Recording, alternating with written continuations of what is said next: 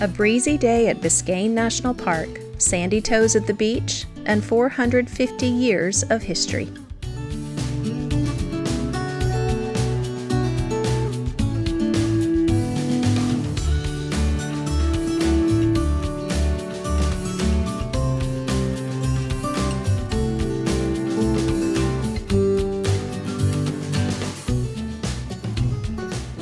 This morning we are visiting Biscayne National Park. This is just south of Miami, and this is the nation's largest marine national park. About 95% of this park is water, only 5% is land, so the best way to see it is a boat ride. They do offer those. You can go snorkeling and diving. Again, with Will's situation with water, we just decided that was not the best thing to do. And with the wind being what it has been today, we're very, very thankful that we had not planned a boat ride. So we're gonna check out kind of the land portion of the park today.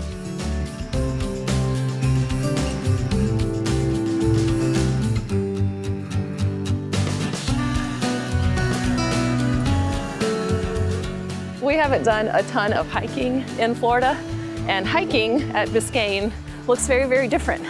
We're not hiking on the ground, are we? We're hiking on a boardwalk above the water.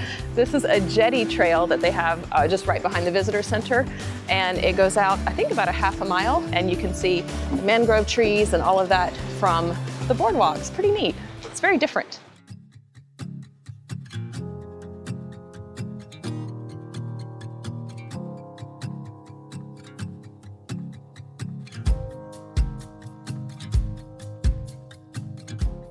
We always enjoy National Park visitor centers, but the one here at Biscayne was especially good.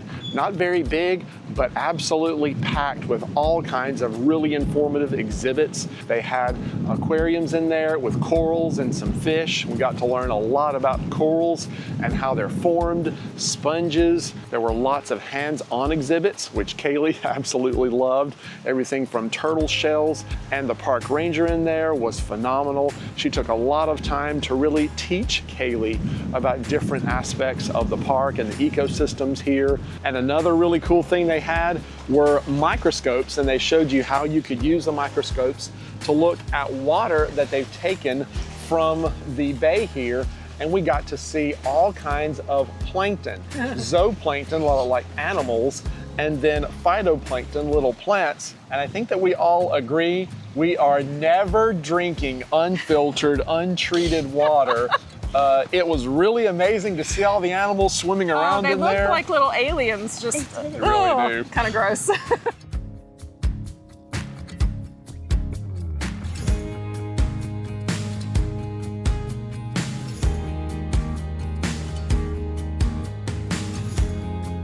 And this little girl is freaking out because we've spotted 4 iguanas right behind the visitor center. You know, Kaylee, I remember as a kid learning that in some places in the Caribbean, like Jamaica, they call iguanas mountain chicken. What? Because they eat them. I wonder what iguana meat would taste like. Probably tastes like chicken. Because everything tastes like chicken, right? Pretty much.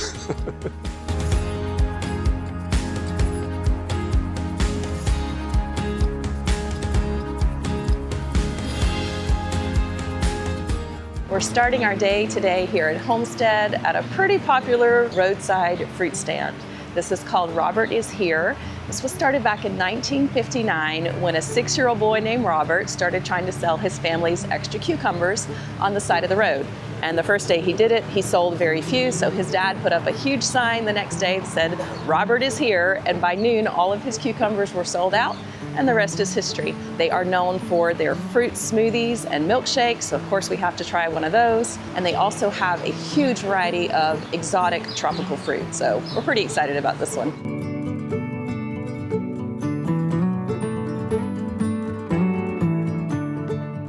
I've never seen so many fruit-related everythings as they have at this store. I mean, just in this section, they have sauces, salsas, chutneys, mustard, hors d'oeuvres, fruit preserves, jams, jellies, fruit butters, marmalades, no sugar added or juice sweetened, hot sauces, relish, and pickles. That's a lot.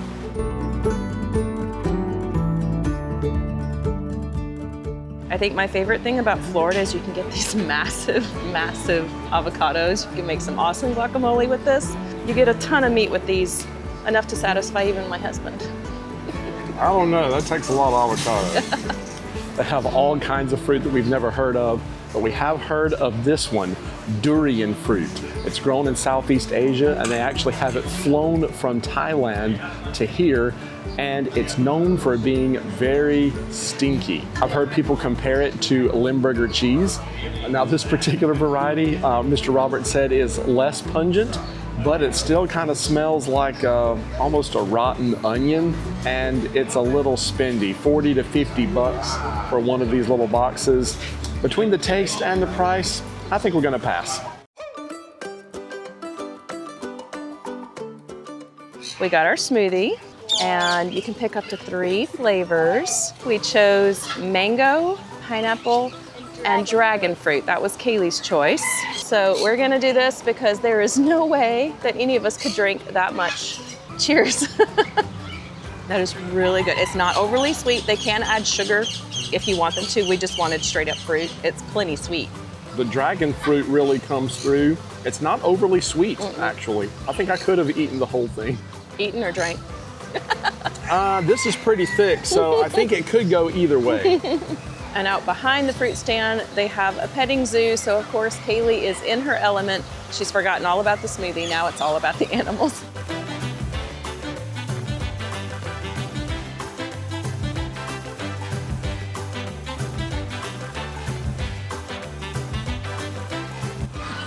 And he's just bouncing around. Instead of rocks, he's using the tortoises.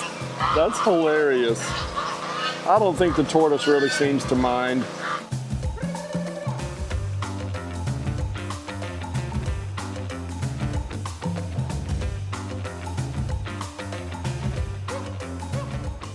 It was super fun. We got to meet Robert himself inside just a little while ago. He spent about 15, 20 minutes talking to us. He was a great guy, very sweet to Kaylee. Yeah. This was a fun little stop. What do you think? 10 out of 10. 10 out of 10.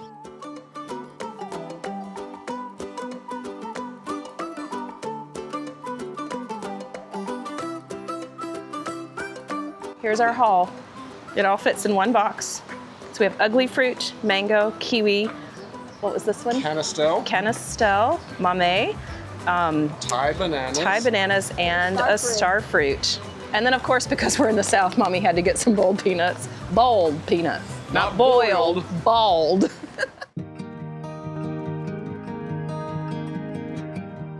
Everywhere that we've driven in Florida close to a beach, it is full of high-rises, condos, stores, restaurants, homes. Everywhere is just developed. And I didn't really expect that. I guess I should have, since Florida's like the 3rd most populated state now. But we have come out to Canaveral National Seashore. This is just south of Daytona Beach area. This is the longest stretch of undeveloped shoreline in the state of Florida. It's 24 miles long, and we are excited just to drive alongside the ocean and to actually see the ocean.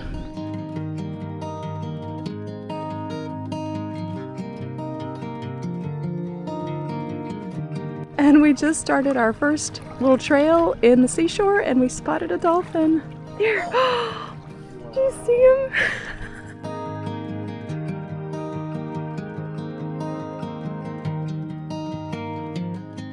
So we've hiked up a mound here called Turtle Mound, and it's raining.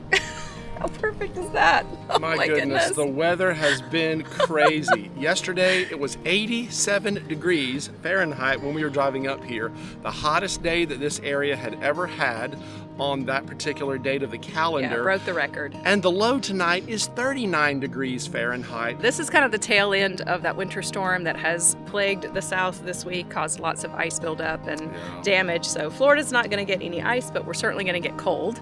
And this is the front that's coming through today. Oh my goodness, this rain. Oh wow. Let's go under here where we can talk where it's covered. It's safe here, I hope. Yeah, we're covered here, so this is good. So Turtle Mound is basically a dump.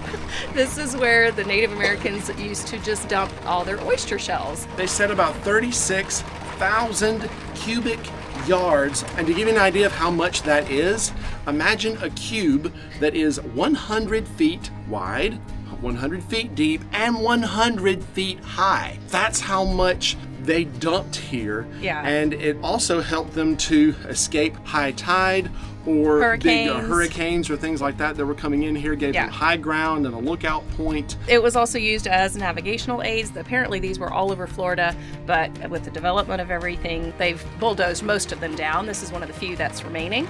But it just kind of gives you a cool perspective of the Atlantic Ocean behind you. And then we have this lovely lagoon over here, which is named for my least favorite animal on this planet. This is called Mosquito Lagoon. Why would you name something that? That is awful.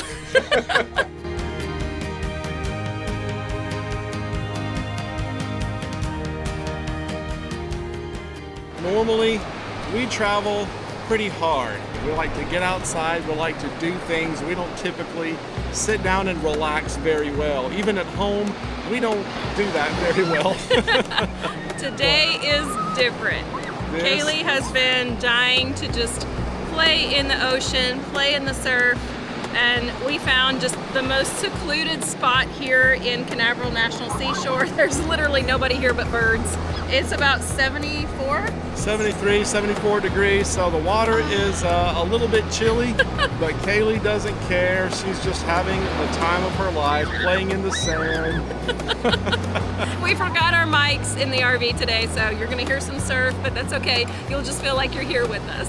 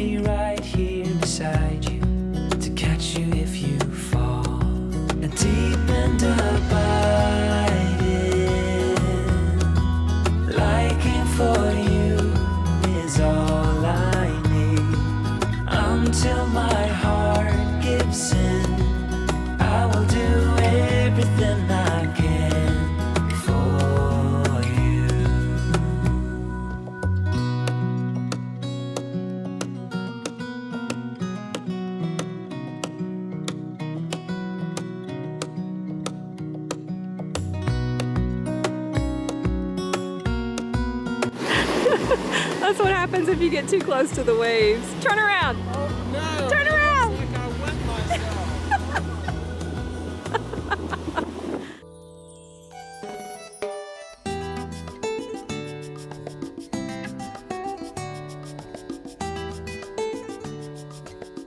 Welcome to St. Augustine. St. Augustine's claim to fame is that it's the oldest continually inhabited European city in the U.S. And you have to be very specific about that because obviously Native Americans were here long before Europeans came. And there actually is a city in Florida, the city of Pensacola, that is technically older than St. Augustine, but it was deserted not long after it was settled because of a hurricane and a famine. So St. Augustine wins the prize of the longest continuously inhabited city. And it was settled by the Spanish, and it has a ton of Spanish influence. I'd say that architecturally, it's probably the most Spanish city you'll see anywhere in the country. Yeah, this is probably the closest we will ever get to Spain. It was founded in 1565, so it's over 450 years old. A lot of the buildings here are just super historic, and we're just going to spend the day walking around.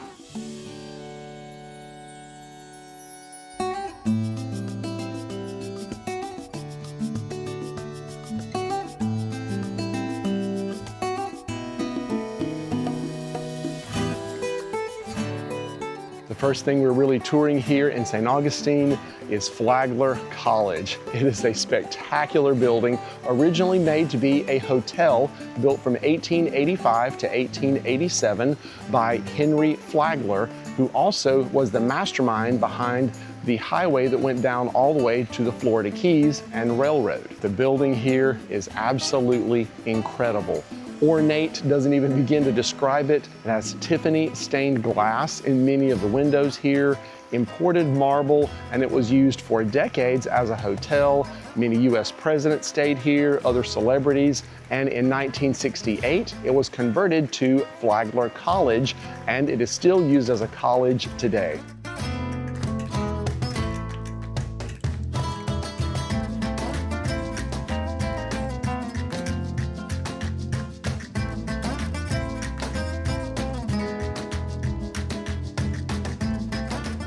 Can you imagine what it would have been like to be a guest at this hotel? Such luxury, such opulence. The Spanish style of these buildings is just absolutely incredible. The rotunda inside was amazing. I love that they let you go into the lobby of the college now. They do offer tours, so you are able to do that. We just don't have enough time.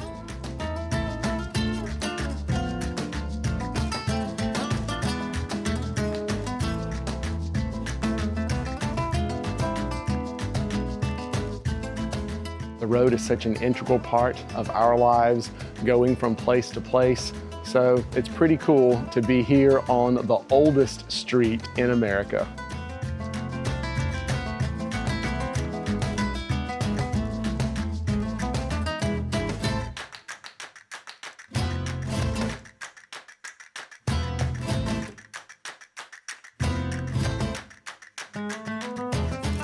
We're staying at Anastasia State Park. This is just a few miles from the historic downtown area of St. Augustine. From our site here, it just looks like we're in a jungle. You can't see anyone. You get beautiful trees. Some of them are a little bit low though. Watch your air conditioners. And shockingly, even with all the trees, our Starlink right up there is still able to work. We've had remarkably good internet access with that, even here in the trees. But the Florida state parks are amazing. That's what we've been staying at almost exclusively for our entire trip to Florida. They're super popular because they give you a fantastic deal. $30 to $40 a night for water and electricity. The big drawback with these is that they book up long in advance. My beautiful, lovely, wonderful wife, Angela, got up at 4 a.m. Pacific time on multiple days so she could book some of these state parks many, many months in advance, literally the minute that they became available. Because a lot of these state parks literally do book up within minutes, sometimes seconds. And of course, the reason that RVers love to come to Florida in January is to escape winter. But at least here in the northern part of Florida, which is where we are now, winter has still come. In fact, we just got this little card from our campground host to leave our water faucets running because there's going to be a freeze tonight. It's supposed to get down to 24 degrees. And for Floridians, that is really, really, really cold.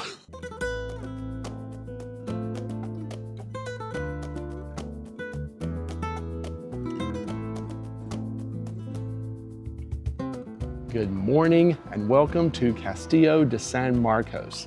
This is the large Spanish fort located right here in St. Augustine, and it was built by the Spanish to protect the city from invaders. It's become a huge tourist attraction now, and it offers commanding views of both the bay here and the city.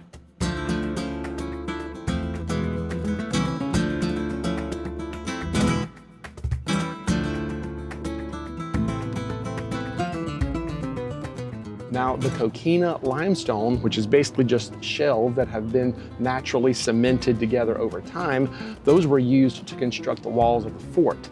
And it's relatively soft. It's not like traditional rock. And you might think that having a softer rock would be a disadvantage for a fort, but it was actually exactly the opposite. It was a huge advantage because when cannonballs would strike this, it wouldn't break the rock would just absorb it like a sponge. And in fact, the British did attack this fort twice, in 1702 and in 1740, and in both cases, the fort just absorbed all of the cannonballs that were shot at it, and the fort was never taken by force.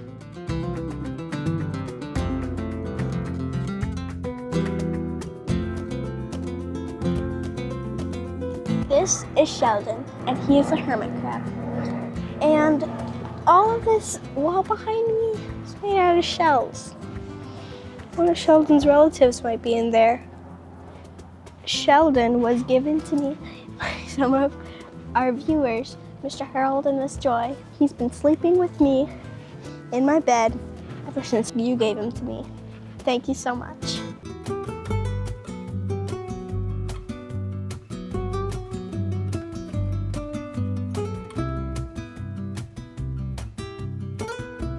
Hold it. That doesn't look quite right. It doesn't? No, look, no, think about it. You gotta turn. Other way. Okay, this one goes on this side. There you go. Okay. And now you need. I got it. You sure? Yay! You built an arch. Whoa. Yeah.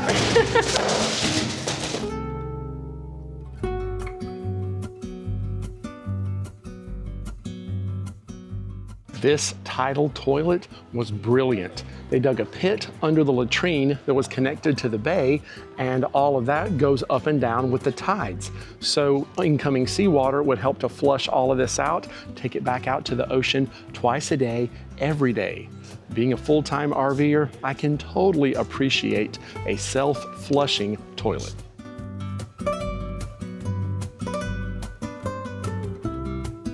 So we can adjust it anything from an arm to an even above the knee amputation. And after that, then this is a soft tissue scalpel. And that goes all the way around through soft tissue. That would be like the muscle. We have extra tools that we'd hold the tendons apart, but that's, so we cut through there, and then we roll the skin back like a cuff. Then bone saw, okay, and you want to keep that blade nice and sharp, because you've got to go really fast on this amputation. We really don't have anything for anesthetic, unless the ship brought us some laudanum. You have to go fast, because your patient's bleeding out, and he's going into shock, and he's fighting you all the way because he's in pain. Then, afterward, you may cauterize, and this is kind of like putting a steak on a barbecue. Hot coals, and you heat the tip of this. Now, they use all different kinds. This is for a small bleed, so you heat that up and go like that. And then you take that skin, this is why you did it, and bring that skin back around, sew it up so you have a nice clean stump. Okay. Up there. Yeah. I think Angela's getting a little weak over I need some there. fresh air. I've only lost one. You have you really? someone faint? Did you really? I think he had something else that kind of folded. Oh, wow. Okay. Oh, I think my wife, if you continued, I think she would faint. Open up your patient. Okay. With that hand, keep it open, but with this hand, yeah, scissors, reach in. Excellent. Okay, good. Close him up.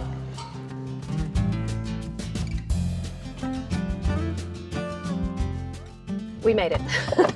So the metered parking just outside of the Castillo is charged by hour, and we had put in an hour and a half thinking that would be plenty of time, and completely lost track of time. Yeah, we were a little bit over our time. A few minutes late, but thankfully we did not get a ticket. That was incredible. It was very crowded, so just know if you come again, early bird Catches the worm, or in this case, which was way better than worms, you can get the fort without tons of people in it.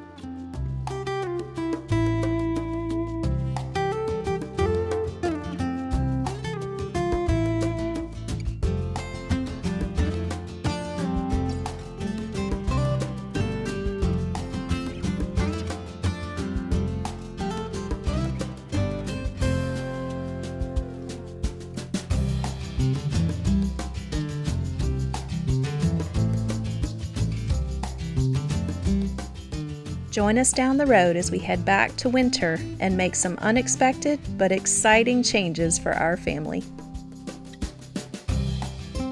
And until next time, enjoy your journey.